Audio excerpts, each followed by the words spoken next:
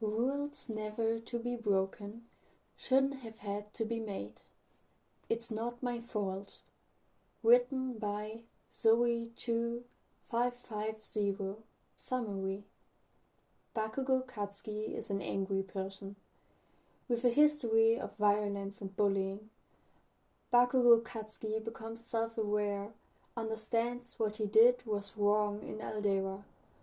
Who shoulders the blame for the person Katsuki was shaped into being? Who shoulders the blame for the anger that Katsuki felt at such a young age? A story where Katsuki has a list of rules he follows, and no one is supposed to know what goes on behind closed doors. Chapter 1. Anger burns. People always talk about how anger will burn other people, about how if you lash out at others, it hurts them.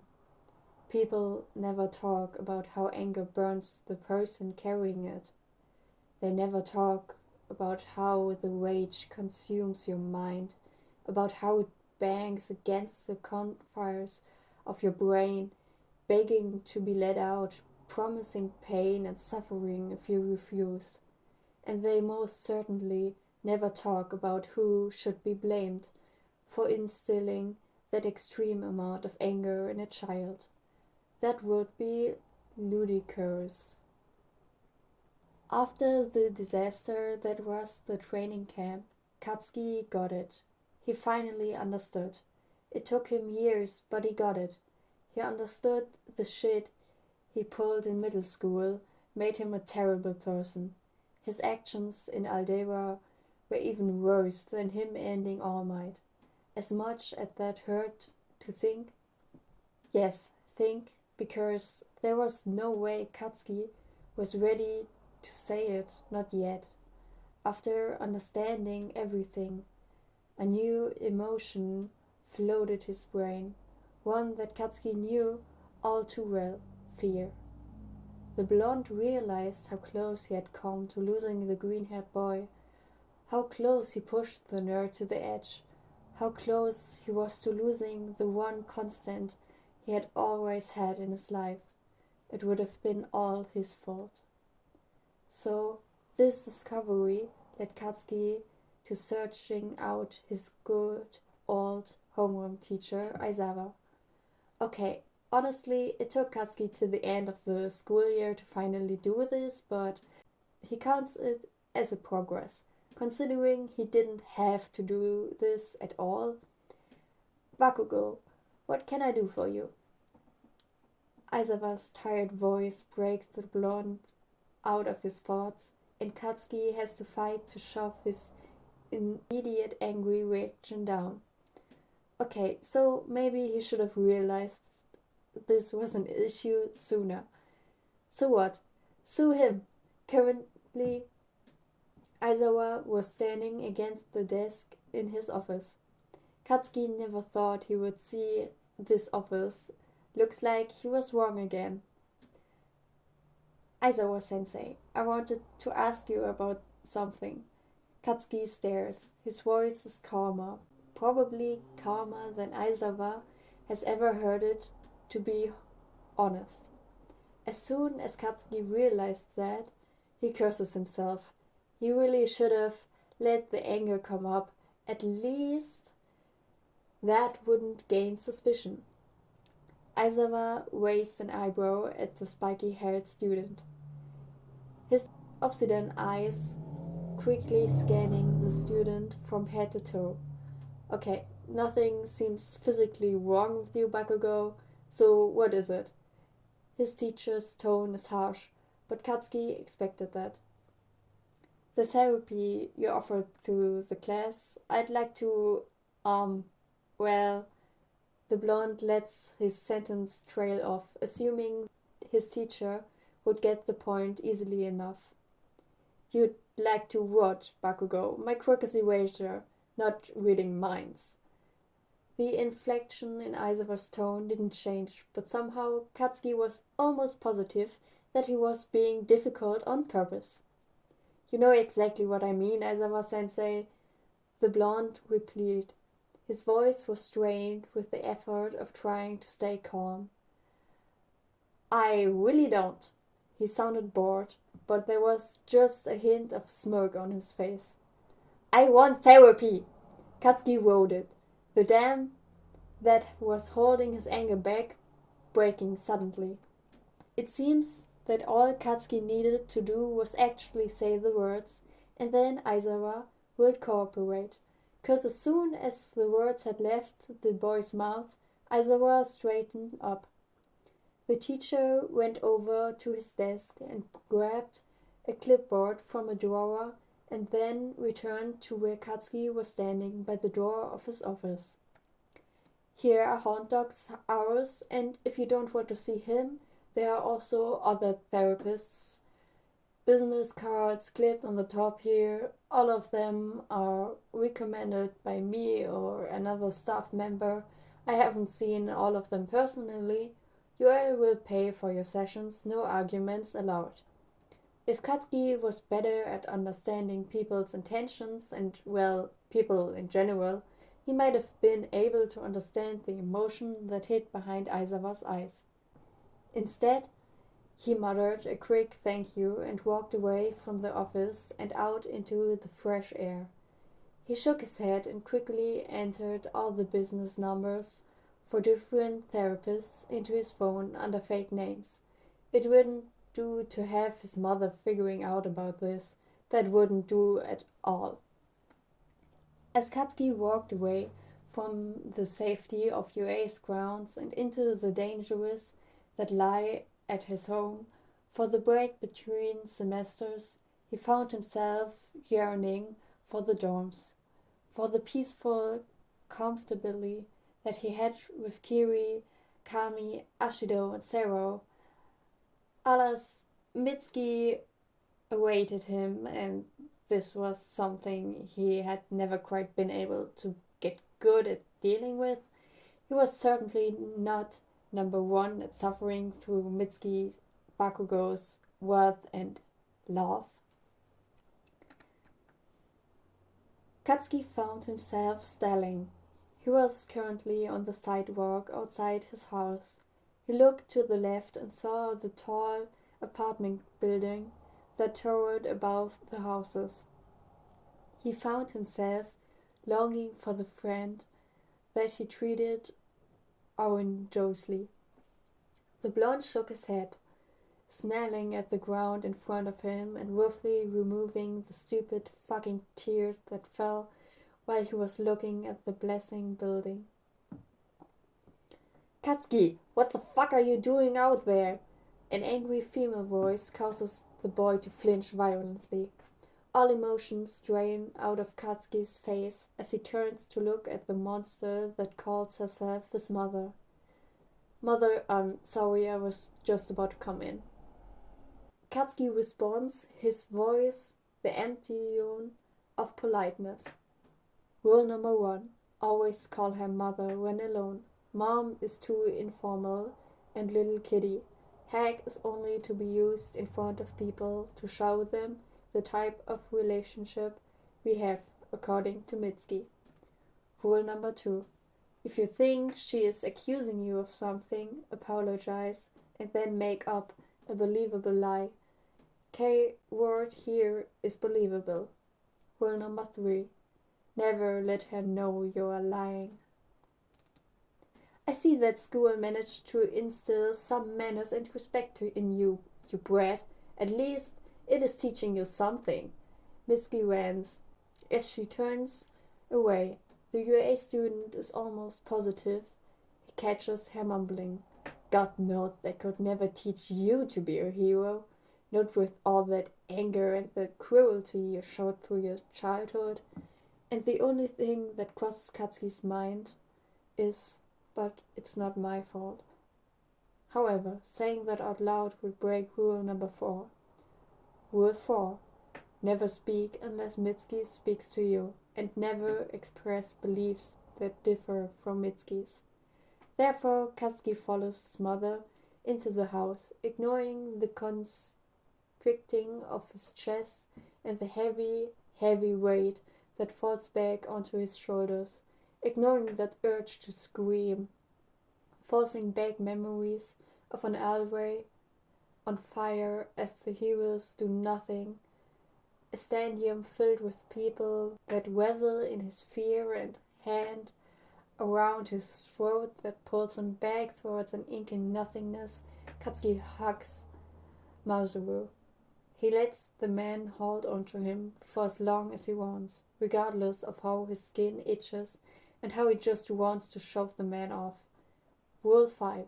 Mitsuki can hurt Masaru's feelings and hurt him physically. Katsuki can never do anything that will even maybe make Masaru frown. Hey son, we missed you.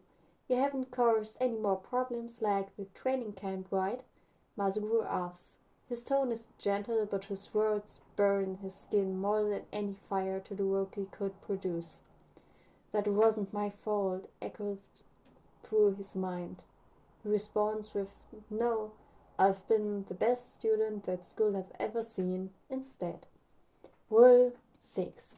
Never talk badly about yourself, but never praise yourself with a tone that is anything other than calm and factual. Never disagree when Mitsuki breeds regardless and degrades and breaks you down, but never agree either. Good, that's good. With that, Masaru finally lets go of him and tells everyone that dinner is ready. Katsuki is grateful. He timed his arrival for dinner time. Mitsuki always works in his studio during dinner. There is never an exception, which means he just has to get through an awkwardly silent dinner with his father, and then he can go up to his room. Dinner went exactly as he expected. Katsuki quickly did the dishes before escaping his room and quietly closing the door. Rule 7. Never slam the door. Always turn the door handle and close it silently. Otherwise, it's your fault. You get a beating. Bad behavior must be corrected. The kid lets himself fall on his bed. Lets himself be angry finally. The anger burns, claws at his throat, replacing the urge to cry. The anger begs him to go back downstairs and show his mother who's boss. Show her that she can't push him around, can't force him to follow the stupid, unspoken but physically proven rules. Show her that he is a hero, capable of standing up to even her. This is one thing he can't give his anger. For the sake of his life, his anger will have to stay trapped in his confidence. Katsuki knows it's stupid.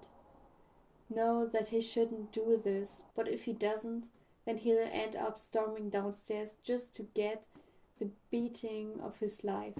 So he acts and tries not to think about it, grabbing his phone from his pocket.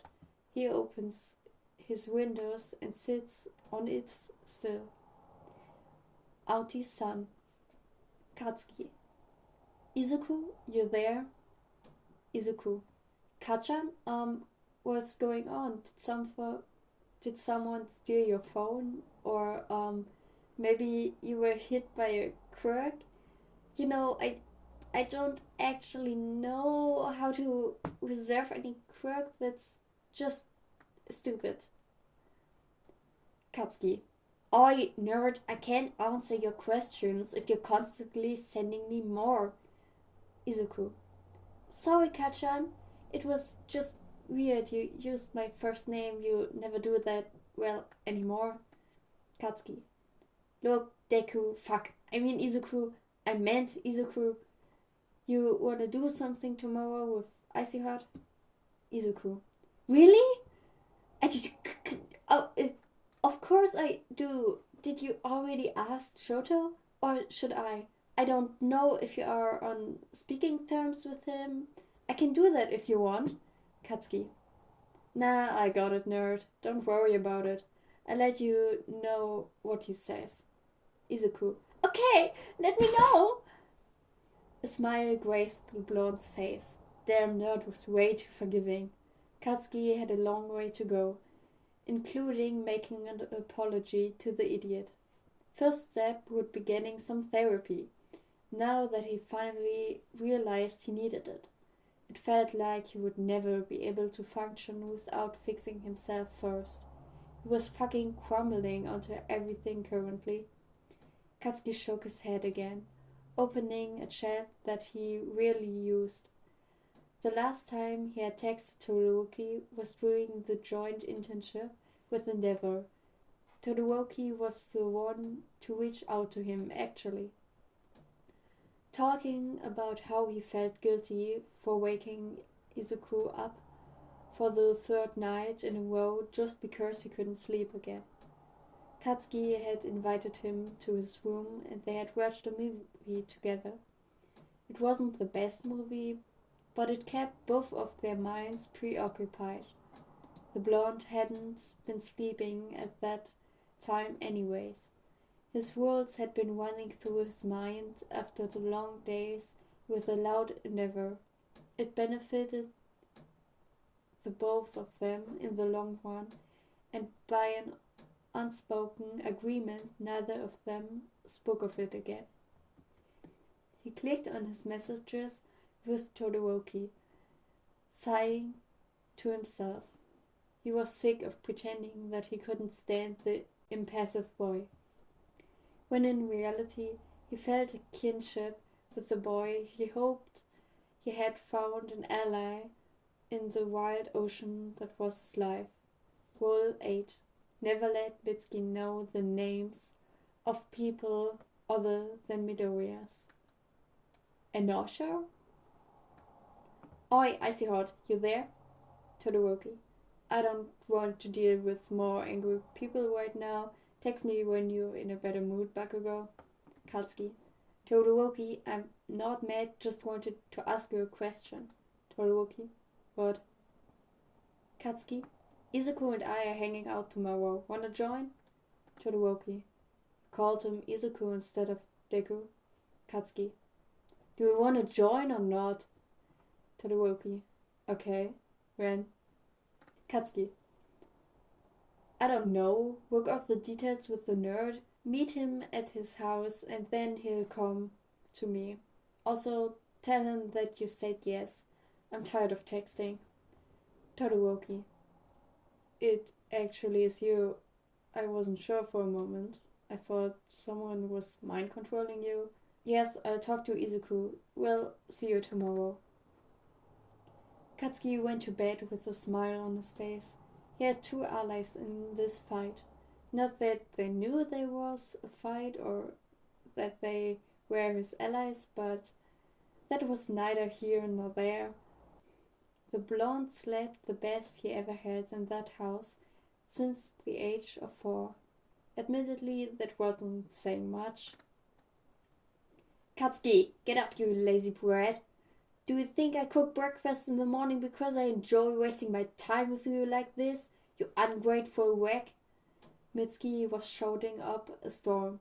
Katsuki's guess was that she had gotten up early and made breakfast earlier than usual, making Katsuki late for breakfast with her. The kid opens his mouth to yell back at her like he does with Kiwi when he forcefully remembers that she is in fact not Kiwi or Aizawa or anyone from UA that he has come to, regrettably, rely on. He practically flies out of his bed, thanking the gods that he just slept in his clothes from yesterday, and quietly runs down the stairs, making sure to not make a sound before he is in the dining room. I'm sorry, mother, I overslept. Katsuki replies calmly, forcing his breath to be even and deep. Mitsuki doesn't honor him with a response. Instead, she sits down.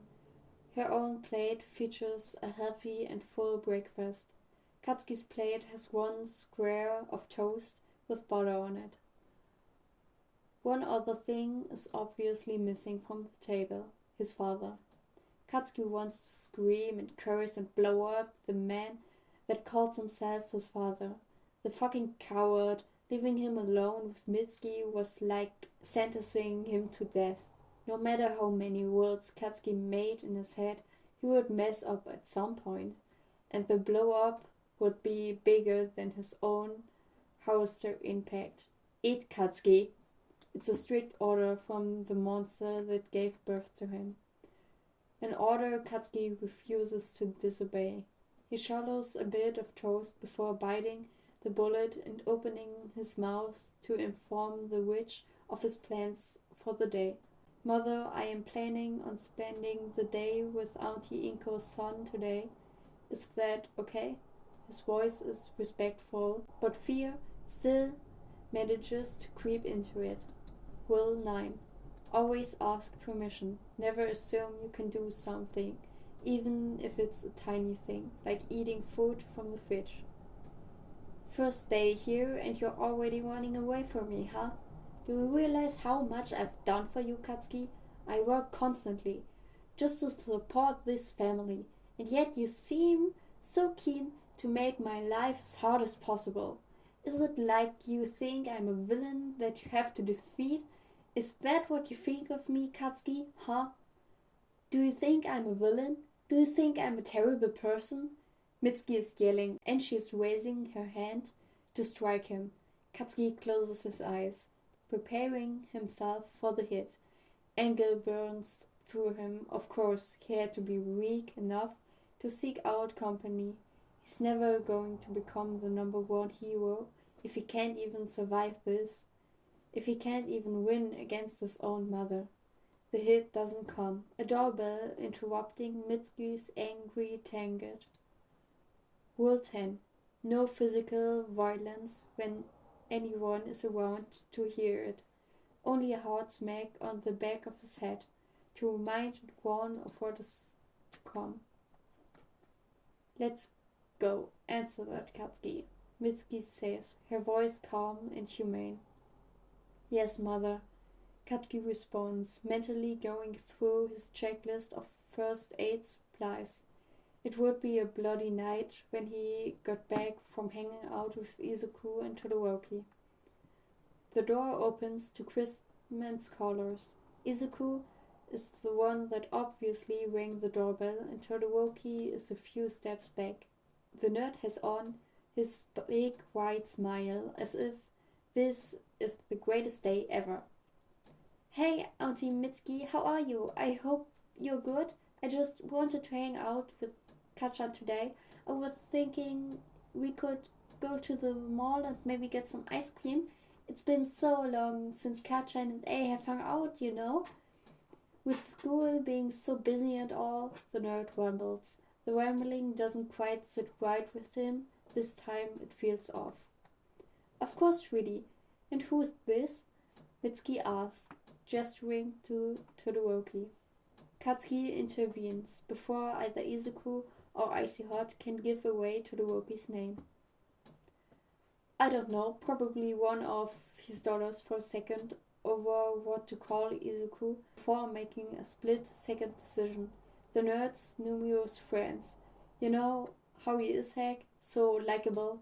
Katsuki pushes cheer into his voice but lets annoyance saturate it, making him sound more like the Katsuki from UA.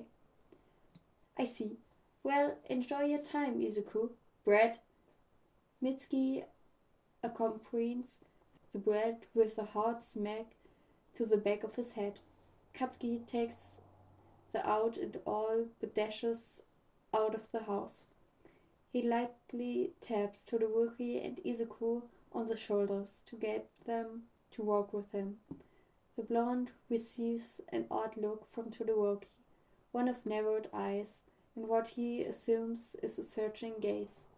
Katsuki doesn't have the energy to sort it out, therefore he discretes his attention to getting far away from his house. It's after about a half an hour of walking that Katsuki realizes Izuku lied. They are not going to the mall. Instead, they are walking towards a park. The blonde can help but let the smallest of smiles gaze in his face. He really hadn't felt like dealing with a bunch of people today. They reach the park and each of the boys take a swing. As if this isn't enough surprises, Izuku opens his backpack and pulls out a small box. Upon opening it, Katsuki can see 3 ice cream cones trapped inside a hollow icebox. Courtesy of Todoroki, Katsuki assumes.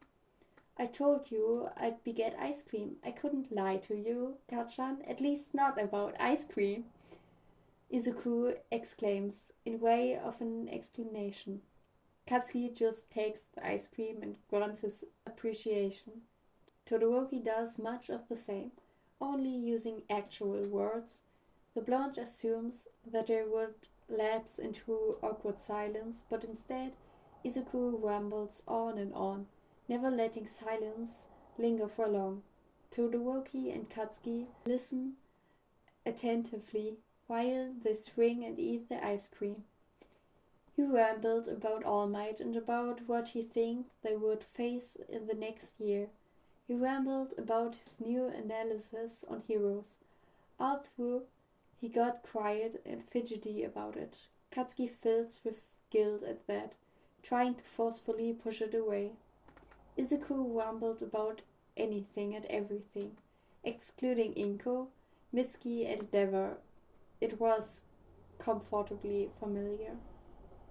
The nerd even gets a smile or a laugh out of him here and there. When they reach his house again, Todoroki speaks up. Bakugo, you can call me Shoto if you want. I don't mind the nicknames either. The bastard doesn't even wait for a response. He just waves to Izuku and walks away. Katsuki wants to yell at the candy cane to come back, but a warm feeling has taken root in his chest, so he lets the boy go. Hey Kachan, thanks for doing this with us. It was nice. It seems the nerd chose to take a page out of Shoto's Shoto book because after that he wants off, throwing a wave behind him. He smiles before squaring his shoulders and preparing to face the hell that is his mother. The break was a month long, a month of hell with his mother. It seemed that Katsuki had gotten worse at following his own goddamn rules. Every other day it seemed like Mitsuki was beating the shit out of him because physical discipline is okay if the child has done something wrong. Mitsuki's words, not his. Katsuki had stopped texting Izuku and Shoto. He only sent short and stern text in response to his self-proclaimed Baku squad. What was worse, his mother never let him leave. It was best if he didn't reach out to the people at UA. That would just make it all the harder to survive this hell.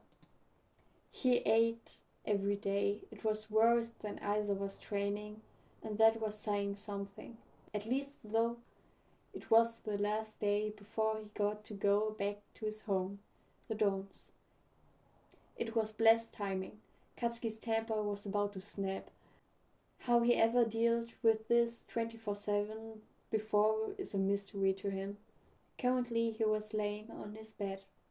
He had just finished packing his bags and he was counting down the hours until nighttime. If he could just get through today, he would be fine for basically another year. Katsuki! It seems his luck has run out, if he had any in the first place. Katsuki leaves his room and enters the living room. Yes, mother? Katsuki asked tiredly. You're going back to UA tomorrow. I want to make sure you won't be a bother to them. I want to make sure you actually won't be a bother to them, unlike last year.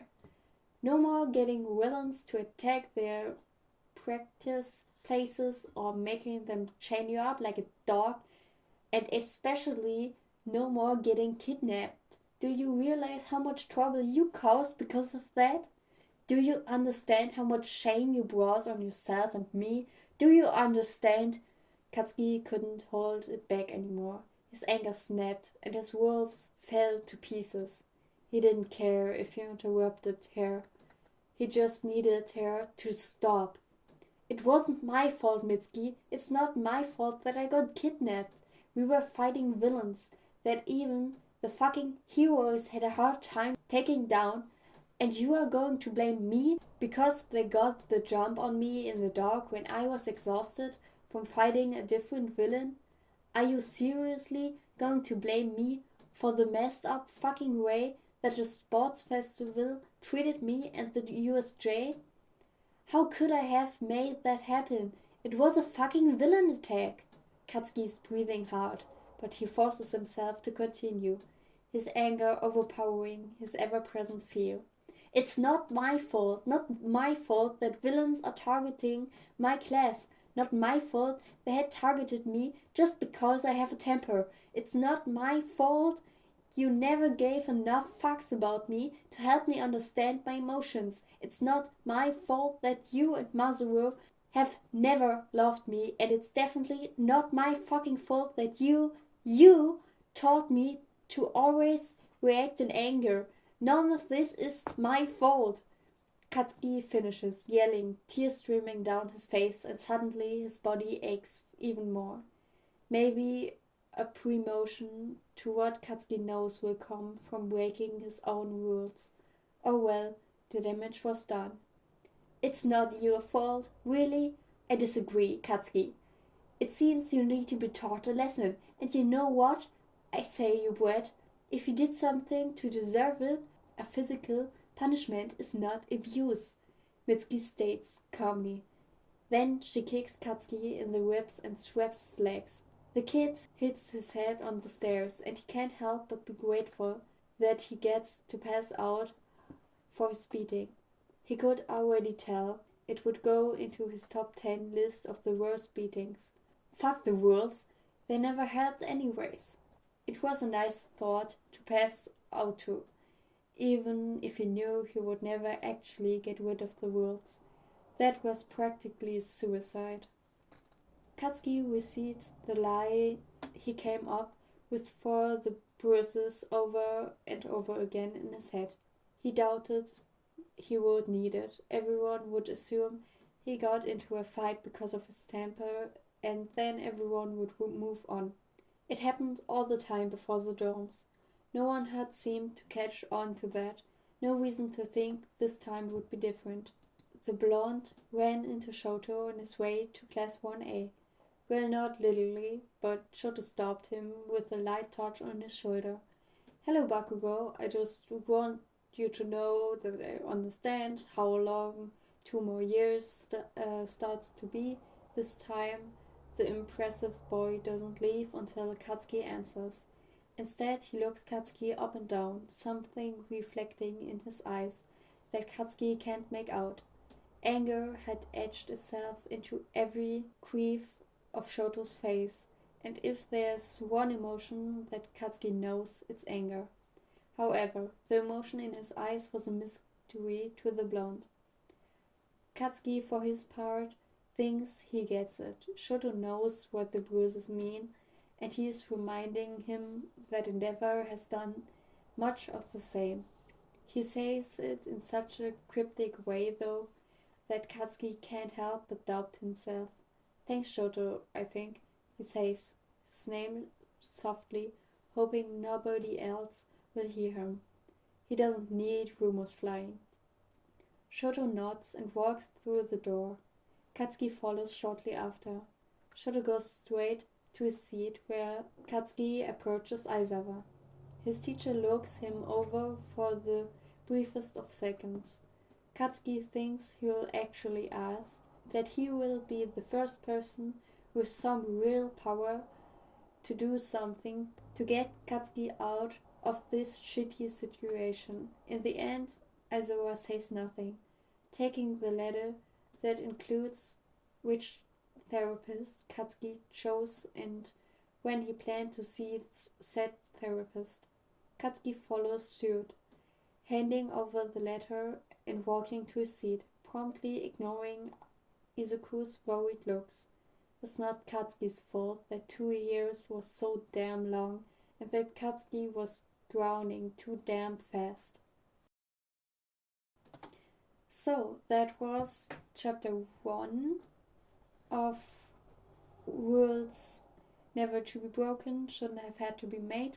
This is a longer series, and yeah, as you may heard, that was my first podfic reading. So my English isn't that good, but I hope it's not too terrible. But I hope you enjoyed.